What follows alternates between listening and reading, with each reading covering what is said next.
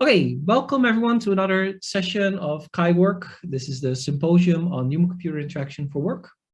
Today we have two guests, Vera Liao and Koustuv Saha of Microsoft Research Montreal.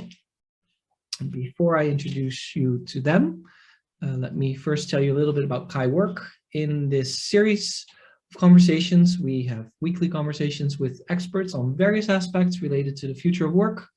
The general chairs are Andrew Kuhn and Orit Shear, and the technical program chairs are Anna Cox, Sneha Kumar, Helena Mentis, and myself. My name is Chris Janssen. We have a fantastic team of volunteers that create these series, and you can find out more about them and about future CHIWORK sessions on www.chiwork.org.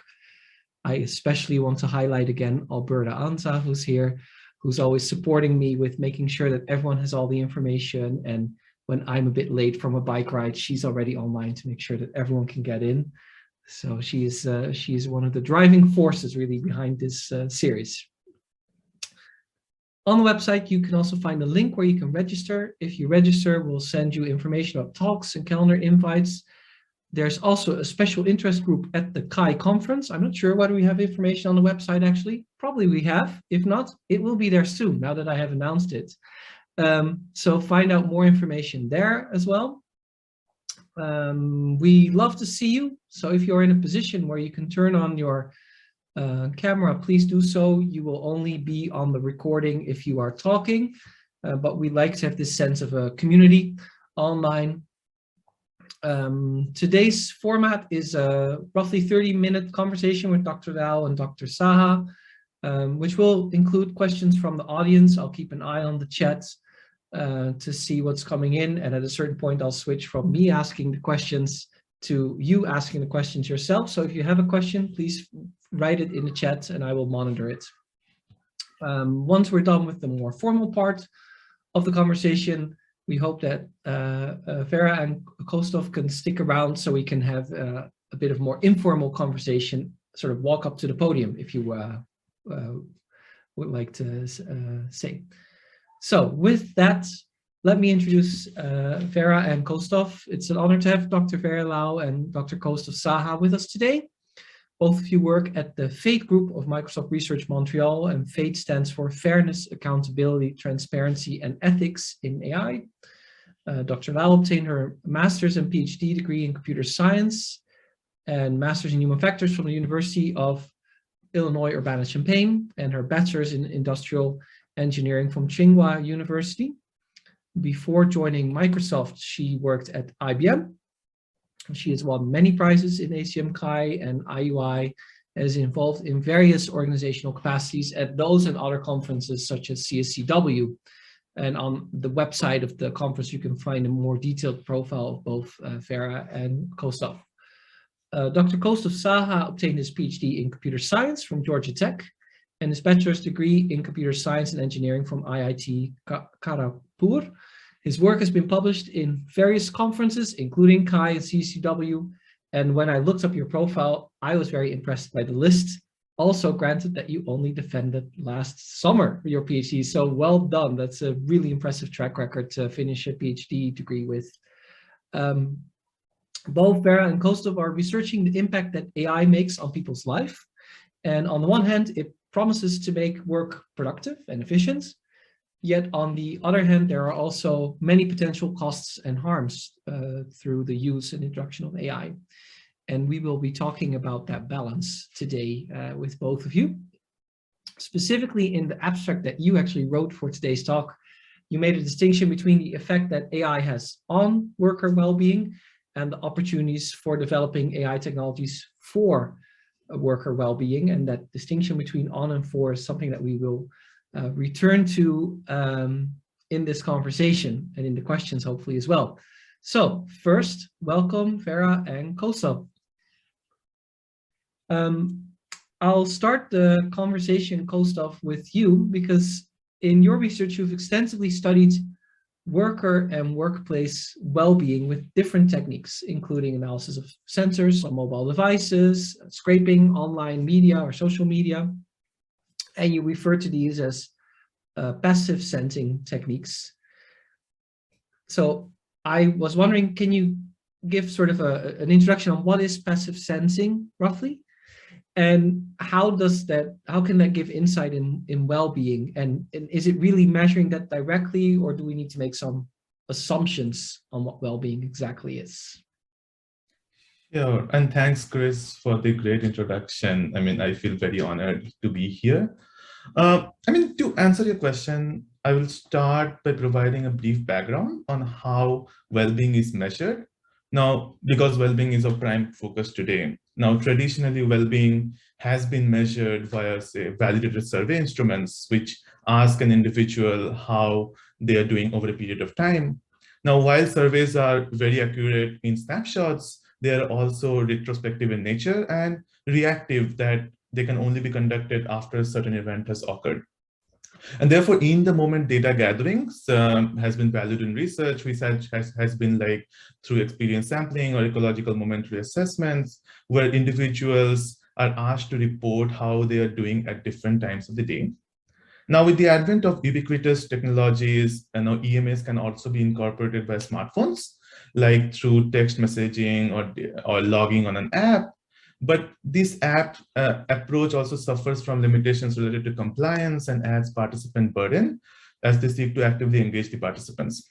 Now, with these motivations in mind, passive sensing modalities have become of prime interest, as they do not require the participants to be actively engaged and allow us to collect the data in an unobtrusive manner, like smartphones, wearables, or even social media are sort of like convenient, ubiquitous, and low-cost passive sensing techniques.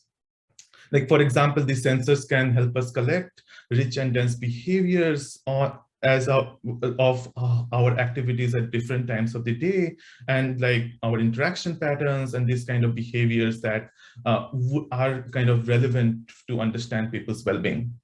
Like you mentioned about social media, I'll a little bit also explain a little bit more, like platforms such as Facebook, Twitter, Instagram, or even Snapchat enable us to share our thoughts and collect with others. And this data can be also be thought of as passive sensing, because this is like a this data is self-recorded in an individual self-motivated fashion in one's naturalistic setting. And this social media can also be alternatively viewed as a verbal sensor, as it can capture people's linguistic expressions. Now, to answer your question in terms of measurements, computational approaches have been devised to reveal validated well-being measurements, which could be about mood and emotions, stress, anxiety, or even associations between people's activity patterns and work behaviors and productivity. Now, while the in-practice reliability and validity of these measurements approaches still need more evaluations, there is definitely quite a bit of potential in what this data can reveal. And I would say that they can function complementarily to existing approaches of measuring well-being. And how deep does the statistics need to go for such a method? So is it quickly identification of a couple of words, say in social media, or do we need very complicated, more complicated or clustering techniques, or is it the simple sort of hypothesis test? Is this there, yes or no? Is there a bigger momentum? How far down the without getting into too much detail, because I guess there's a lot of details to any of these techniques, but roughly where would you place it? I think there is like the detail, as in like methodological validity is important. But apart from that, I mean, what you are mentioning, the theory-driven measurements is really important. Like questions such as construct validity, are we measuring what we are measuring? If we're measuring a particular metric, we kind of draw from the theory, like how this metric is defined in, say, social science, or say kind of organizational context in this particular setting. And then we kind of see how language, people's social media language can be used, is kind of predictive of these measurements. And these validity measurements, like are we whether this construct validity, or if not, some other kinds of validity is important, that if we are not measuring what we're supposed to, then it's probably something else. And what is it that is important to kind of diving deeper into this kind of measurements and interpreting them is very important. Yes, sounds very interesting. let's get Vera involved in the conversation, because you both look at explainable and responsible AI. And Vera, can you maybe explain how you would define responsible AI, and maybe also how it's bigger than just explainable AI? Because when I looked at your profile, I see lots of topics about explainable AI, and it's like, okay, so this responsible AI, it must be something very specific. So this seems even more recent thoughts from your end. So I'm very curious to hear about it. Thanks, Chris, and thanks for having us. I want to start by saying I am far from an expert on well-being or worker well-being. Koustuv is a real expert here. I'm here to be a supportive colleague. I also kind of want to share some thoughts that Koustuv has inspired me to think about around well-being and responsible AI. For those who don't know, both Koustuv and I were relatively new to MSR. We just passed our 4th month, and we joined a week apart. So we've been having this conversation. Koustuv kind of exposed me to this concept of well-being. So that's where this kind of a conversation started. You have to, you're not giving yourself enough credit. I think you know a lot, but you come at it with a fresh angle, both of you. I think that is really nice. This is why you're here, right? Yeah. For fresh angle, it's probably a different way to say some of my opinions are uninformed, and I'm looking forward to also have open discussion with the audience. And of course, our statement here only represent our view, not necessarily our employers. So my own work is around human AI interaction. Just so happens some of the AI system I worked on is in this enterprise context, also because I used to work at IBM. IBM's business also develop a lot of enterprise AI technology. And I've been working on explainable AI and responsible AI. So I think at a high level, people often say responsible AI is considered AI ethics on the ground. It is concerned about developing AI technology that are good and do not do harm. So we'll come back to this topic of harm. If you go to, for example, Microsoft has a responsible AI website. The kind of official statement, I might be paraphrasing, is advancing AI by ethical principle that put people and societal benefit first. And then kind of to make this practical, right? People define concrete principle or pillars that a good AI technology needs to satisfy.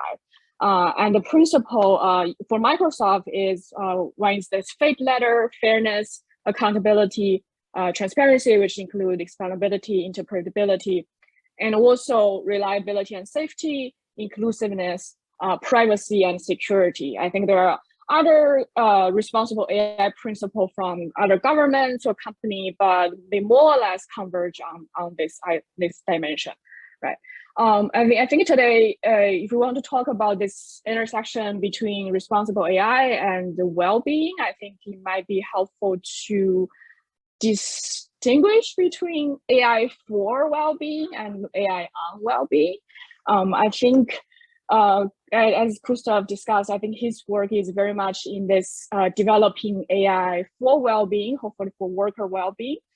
But what also Koustuv has inspired me to think about is also this perspective, or as a success metric of worker well-being, is really useful and important to think about whenever we introduce AI technology to the workplace, right?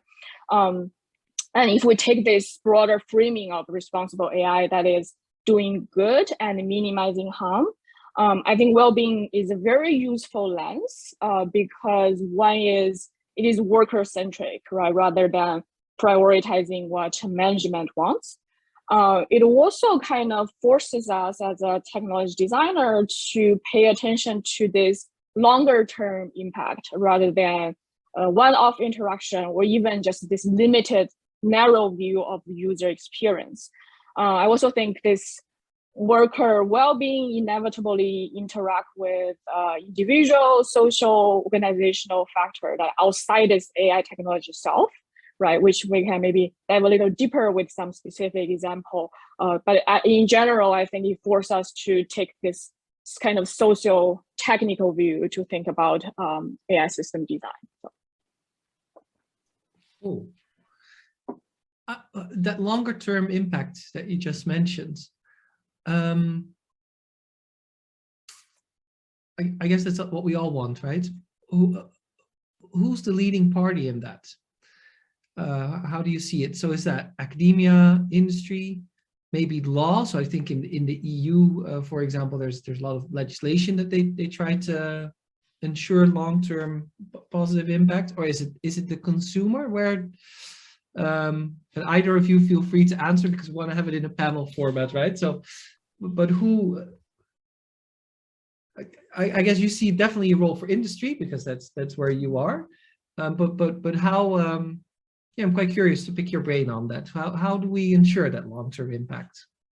Right, I think it's everyone, right? Like, having the right industry practice. We often say, what is a responsible AI ecosystem? And there are several layers, right? At the development practice, what is the right practice for safety to ensure those principles are satisfied?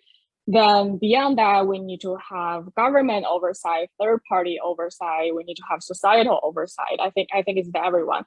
But my point is also, I think this well-being as a success metric is really interesting, that instead of focusing on like performance or just user experience, we think about measuring well-being. We're also, one thing I find really interesting, what Koustuv introduced me, is also some of the framework on well-being, they unpack these different facets and also courses of well-being. For example, to ensure well-being, we need to ensure self-efficacy, positive outlook, and also intrinsic motivation, intrinsic interesting work to do. And how do we use those things as kind of a design principle or measurement we can measure? That is a way to also shape the outcome, right? So I think this, think of well-being as a success metric can help us to put this long-term impact in the front. Koustuv, what do you think? Yeah, and I mean, Vera just summarized it very well, and I think she's giving a lot of credit to me as well. But I think I would also like I think just to a little bit add a little bit to that is that it's also about the employees, like how far we can help the employees with building these technologies. I mean, that's, I think, many of the, I think one of the basic principles of like when we're thinking about HCI and like how much is this employee focused or employee centric? Like, are we, like, if employees are providing their data to measure some of their well-being metrics, what they are also getting out of it? Like, are we building some sort of like self-reflection for them? And if we are, is it helping them the way they are intended to? Like, probably, and one of the things that we are also thinking about is that if we are showing an employee that how much stressed they are, would that kind of help them kind of manage their workload, help them with their like kind of scheduling their work hours? Or would it also add to the additional stress that maybe I'm working too much and I'm probably not getting more, I'm not getting enough rewards, or it's kind of not helping them? Is that also harming them? I think these kind of questions are also very important to think about when we are kind of building these tools and kind of towards well-being, or whatever the intention is that also the outcome, that kind of questions. So I guess to chip in on that, on the potential negative sides of these technologies that are sensing our well-being. So we've had past conversations in this series where people were very concerned about the ethics, about researchers collecting all kinds of information of me, or a company is collecting all kinds of information with me. I think in conversation about neuroeconomics, I think with Max Wilson, we had definitely had a conversation, a couple of others.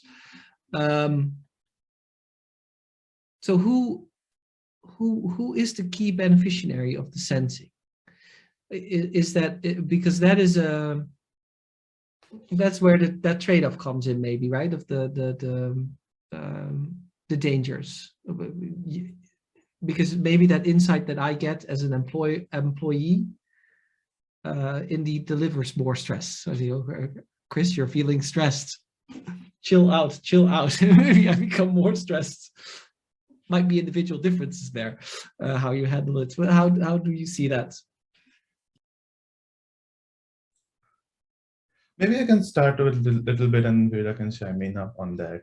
I think I would not be like super skeptical about like the sensing technologies, but what I would say is that there are indeed potentials, and they are revealing patterns about employees' work behaviors, or like questions such as like while there has been a lot of interest with or in organizational psychology and organizational science about how employees behave, what kind of factors help them with their productivity, but these kind of new technologies and new approaches or methodologies are also helping us reveal new patterns. And also we also need to understand that like our work is also getting more and more like dependent or reliant on technology. And while I'm also speaking with a bias that this is probably only about white collar employees, but there is also other kinds of workplace, other kinds of workers we also need to think about.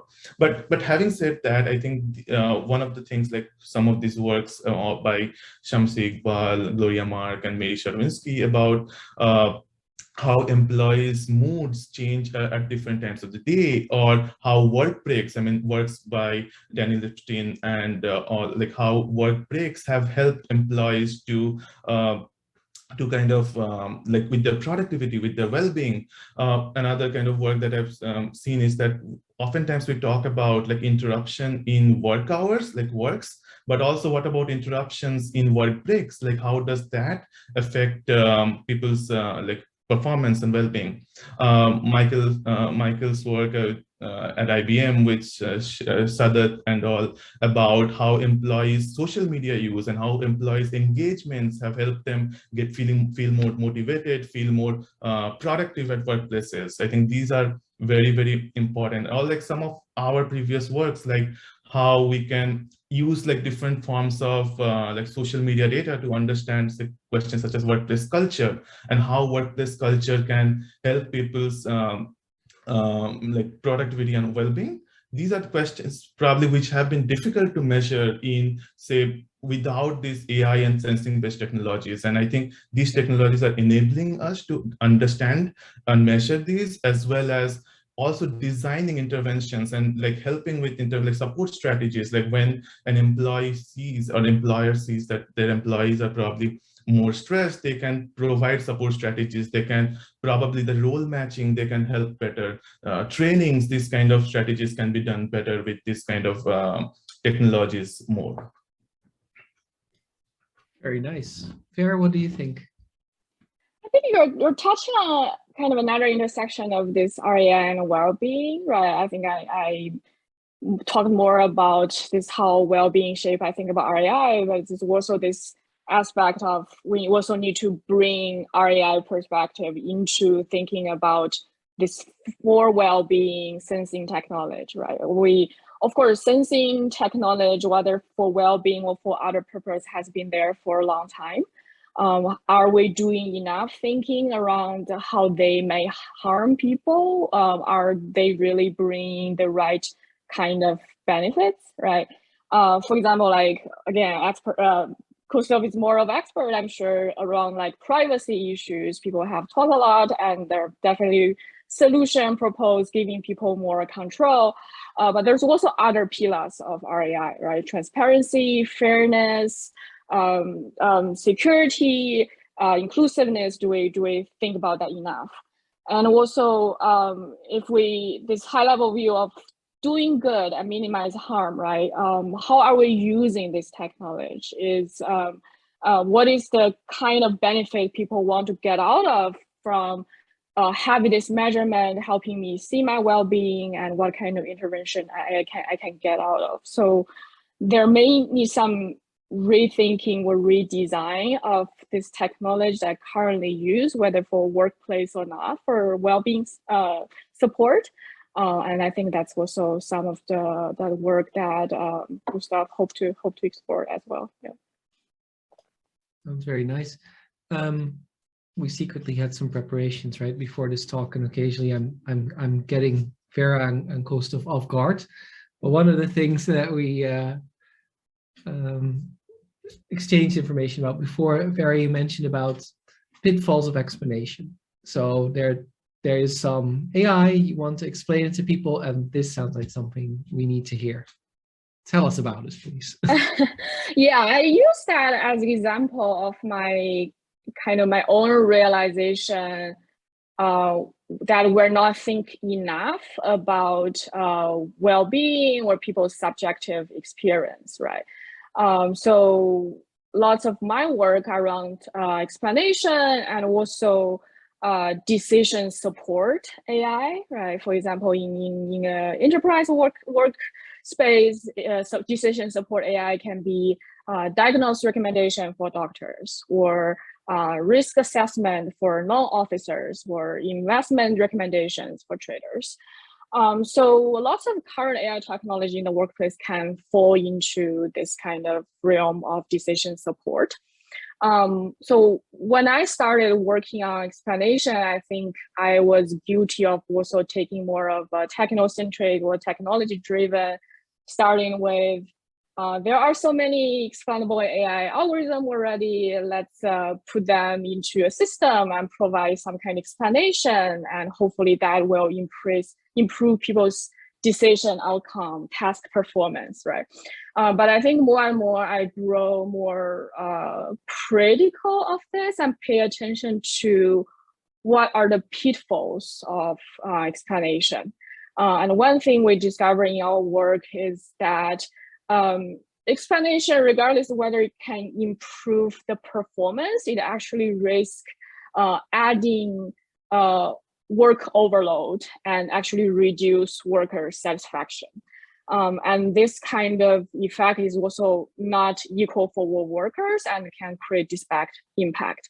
Again, like I haven't done work, or I haven't seen a lot of work that directly measure well-being, but I think satisfaction get us at least closer there, right? For example, we had this paper that looking at this active learning context.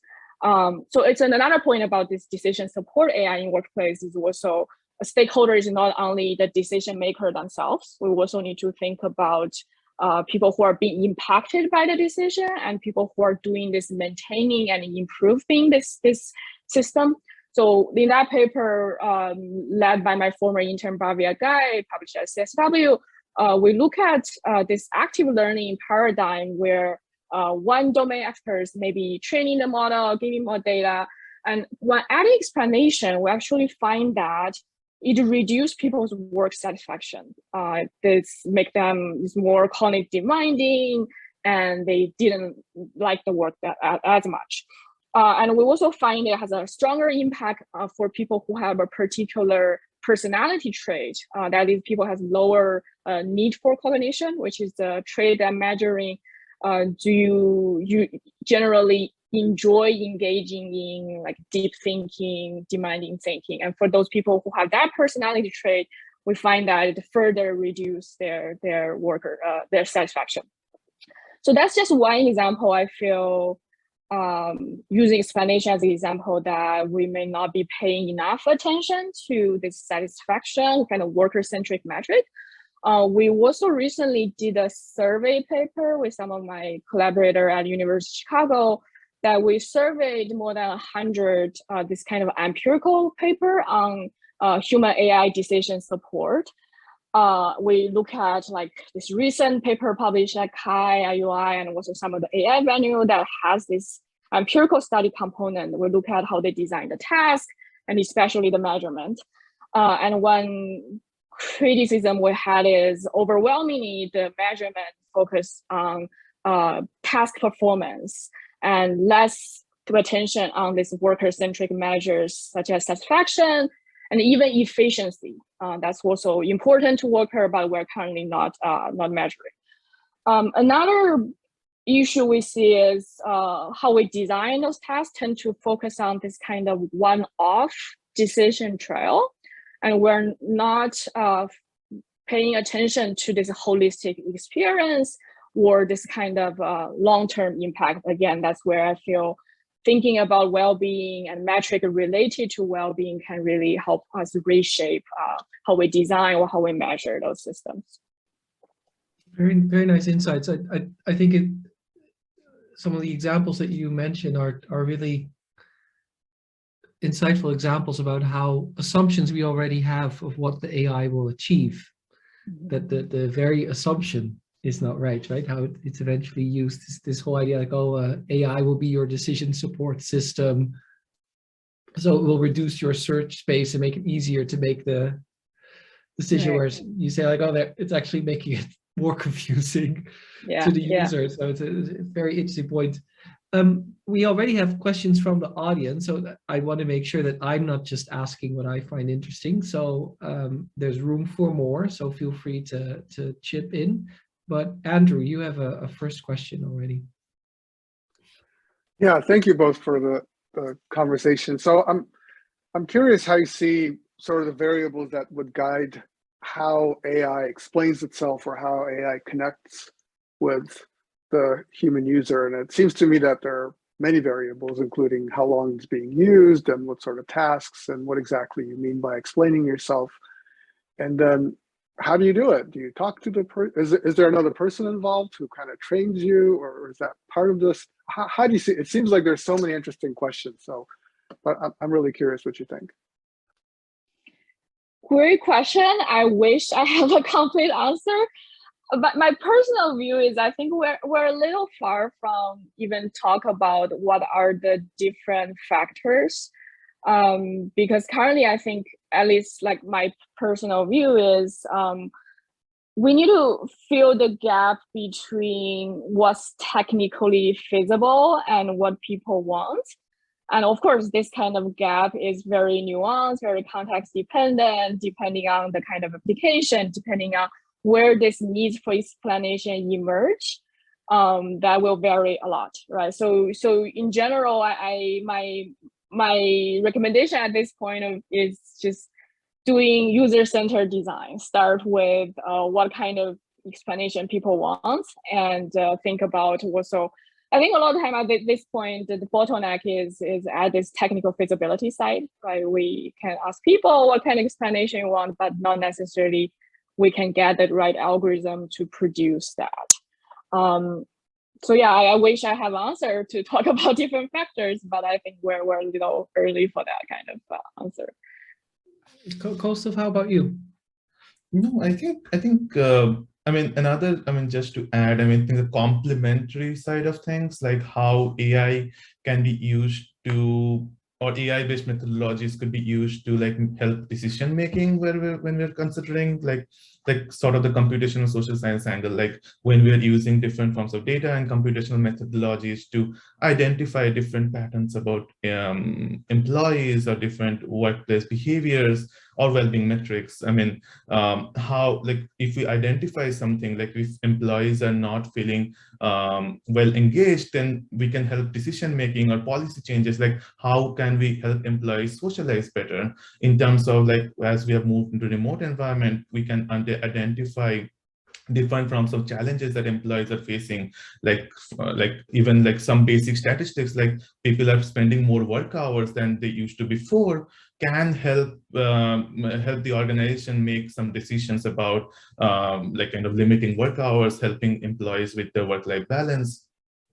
And I think just like a little bit like a sort of an example of how like in one of our recent CHIWORK works that when we were kind of measuring job satisfaction across different demographic groups, what we found, that kind of work was an example which showed that when social media based measurement approaches are looked at only superficially, they can be misleading. But when we dig deeper, we find like deeper demographic disparities in needs, concerns, and priorities of different demographic groups at workplaces. So I think these kind of like understanding people's challenges and people's concerns at workplaces are also a way that AI can help in terms of like workplace program, like workplace personal management or policy making or decision making, that sort of things.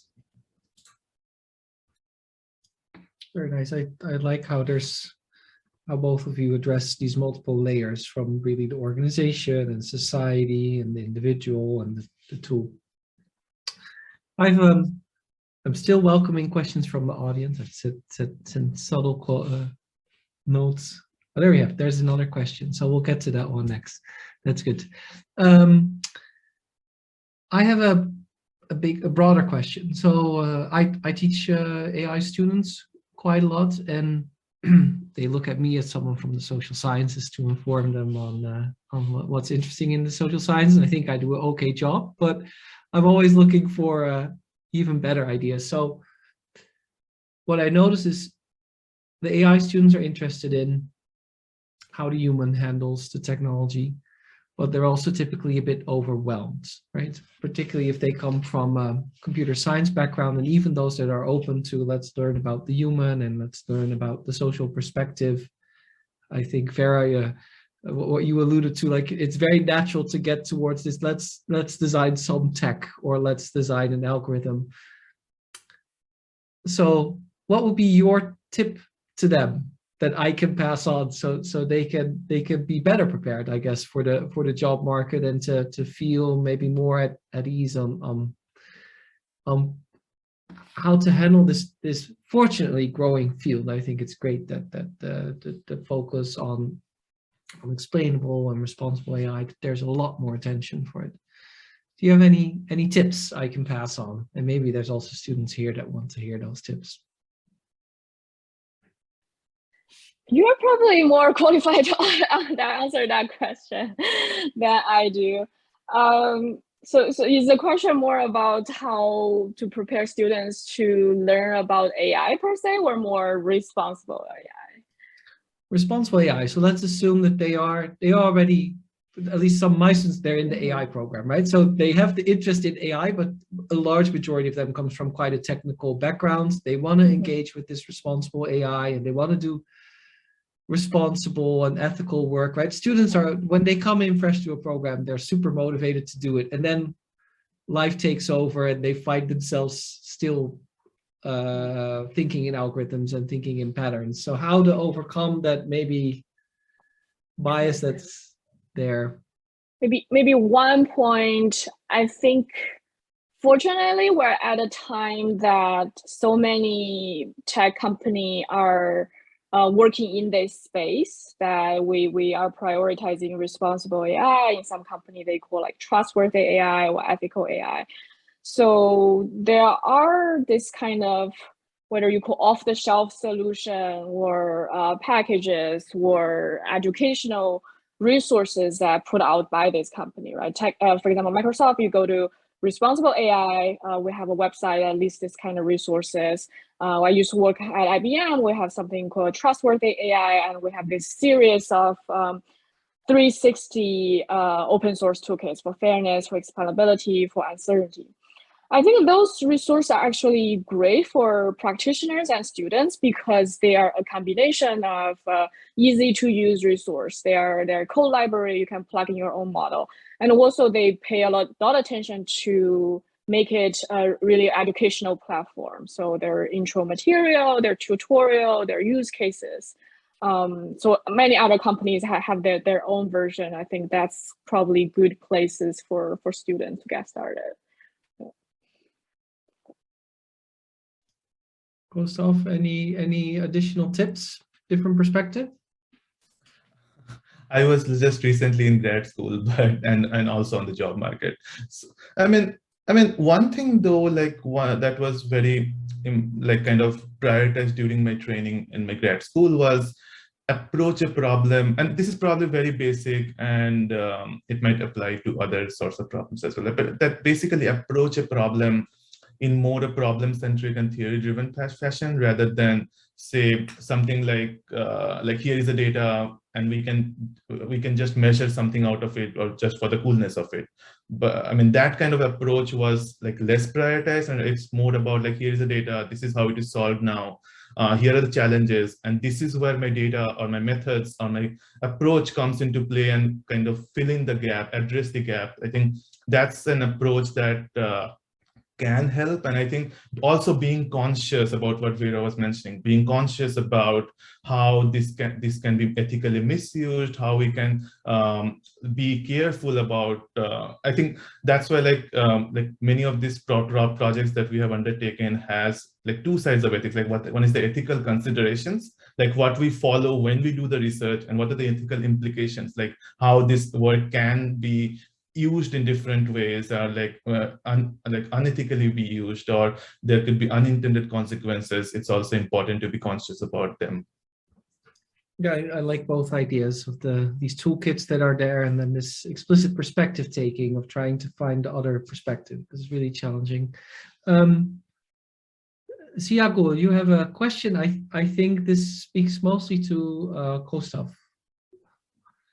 If you are in a position to ask it yourself, please join the conversation. Oh, we don't hear you yet. Yeah.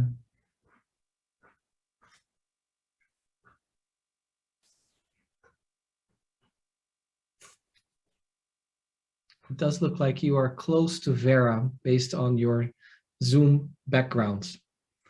So maybe it's a matter of running over. I think I heard something. No, not yet. No. Okay, we'll work out the technology. What about maybe now? Yes, hooray. Go ahead. Yes, it's working. Great. Okay. Well, thank you both. I have a question on it is actually also because it's a thing that I came across with my research. So I talked to a few employers and employees in the logistics sector. And they're kind of using new technologies, or actually existing technologies in their warehouses. And on the one hand, they use it to kind of know how many orders they can pick in a day. On the other hand, they also use this technology to track their employees' productivity. And what I heard from the employees is that they also mentioned this target productivity during their annual review. And I'm kind of on the like is that ethical or not? And because on the one hand it's a business, they have to make money, but on the other hand they also they're actually on the bridge, I think, of maybe misusing technology. But I would like to hear your perspective on this. I hope my question is clear, by the way. Yeah, that's actually a great question, and I think something that like all of us who have been like working with like computing and AI technologies for workplace, or even like generally like well-being and human-centered studies, I think this is very important. And I think one is like ethical question of like how these data-driven assessments are used or misused, because like again, like none of these approaches are kind of 100% accurate. So I think it's like, that's why I mentioned about the term of complementary. So I think they are still in the stages of like how it can complement existing approaches of understanding employee behaviors or employee well-being, and how it can help decision making and support strategies. I think that's how this should be looked at. But having said that, I think this is very important, like about the unintended consequences, like when we're devising something, when we're building something that can lead to new forms of stress, like employees, as you rightly mentioned, employees might feel that they are being micromanaged. Questions such as people might feel that they are being surveilled or observed. I think these are very important questions that that we need to think about, like when we are actually deploying these tools in workplace settings. And I think we also need to think about the question that many of these approaches, like say sensing studies or say this kind of data-driven studies, they are not exactly done in, say, say a real world environment as such. Like, for example, they are either participant consented data or they are, say, observational studies. But what happens if these studies are actually put into forth in, say, in practice settings? Like, would people be comfortable with sharing their data that they would probably share in, say, a participation-based study? So I think, and also, like, would people be comfortable about being measured? So I think these are very important questions that, and what, as Vera was mentioning, I think these need to be answered or addressed by multiple stakeholders, like the employers, like the employees. Their view is very important. Their consent and comfort with sharing the data, with being measured with these things, these need to be accounted for. And also, like, I think that there should be like governmental or other sorts of policies about what kind of data employers can use and what kind of data-based decision making they can make on these kinds of things. I also no, go ahead, sorry.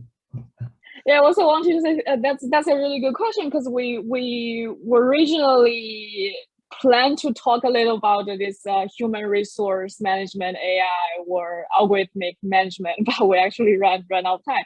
It's actually one area of workplace AI where this thinking of responsible AI has gone more advanced.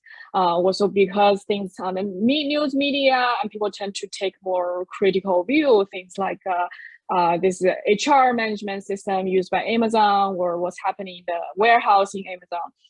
So I have sent a few reference to Chris beforehand. I also saw Min-Kun Lee was here for a moment. She herself has done a lot of work in that area. So you can see we already this kind of work, like taking this view of what has already gone wrong, what can go wrong with this kind of technology. Like one paper by Park et al. At Kai, they use this kind of scenario-based interview, gave people this AI management, assessing worker productivity, customer service agent, and see what was the reason people resist such technology. And there you can see a lot of reasons are related to harm people's well-being, which we might not be thinking about if we just think about performance, right? They ask to cognitive burden we talk about. It also adds to people's emotional burden, that they add to their fear, and also social burden that may impact this social dynamic or existing power dynamic between management and employee. So I think that's an area where we're already seeing more papers, work that are being done that's pushed back this idea, and also rethink, if we are to have AI technology in the workplace, can we just completely rethink the purpose? But why we only use AI technology to support management decision? Can we use that to like keep management in check, right? So that's an exciting area I'm personally would like to see more work too. Yeah, and I was just going to like suggest Vera to talk on this HRM, human resource management, and the ethics side of things. And I think just to add to what Vera said, like one of the findings of that study was these burdens can be sort of mitigated by incorporating transparency, interpretability, and say human intervention in this kind of algorithmic decision making in workplaces. Very cool. I'm aware that can I ask what was the title of the paper or the author? Maybe I can. Yeah, I'm looking to. Yeah, I will put in the chat. Because I'm very conscious of the time, particularly for the recording. It might become a very long recording. So Alberta, I said in the start, she's keeping me on track, right? So she was telling me, Chris, round up. It's a good suggestion. Because there are more questions in the chat. I see a hand raised, so this is good. And this is the reward for those of you that are here live, that we can talk a bit more after the recording. Really, thanks, Vera and Koustuv. I think this has been a great discussion with good emphasis on how wide this topic is, and how important it is to look at it from different angles, and what the implications are for different communities. So really, thanks to you for bringing that to our attention. As a roundup, I want to again mention that we are on Twitter at CHIWORK Simp. You can follow us there for announcements. There is next week another conversation that Helena will be hosting, and we'll have Lily Irani of UC San Diego on the talk that is entitled Taking Leadership from the Workers on Work Technologies. So that also sounds very exciting. So please make sure to return then. Be aware for those that are not in North America that maybe this is not at your usual time slot because it will be the same time slot as we had today, I think. So that's 4 p.m. for us in Western Europe, 3 p.m. UK time, usual time for North America. And to just be sure, you can go to our website and you can download the calendar invite. And then it's at whatever your time zone is. You don't need to do the mental math of when it will be, and you can be there on time. With that, thank you again, Vera and Koustuv, and we'll close the recording and then we can talk a little bit more. Thanks for having us.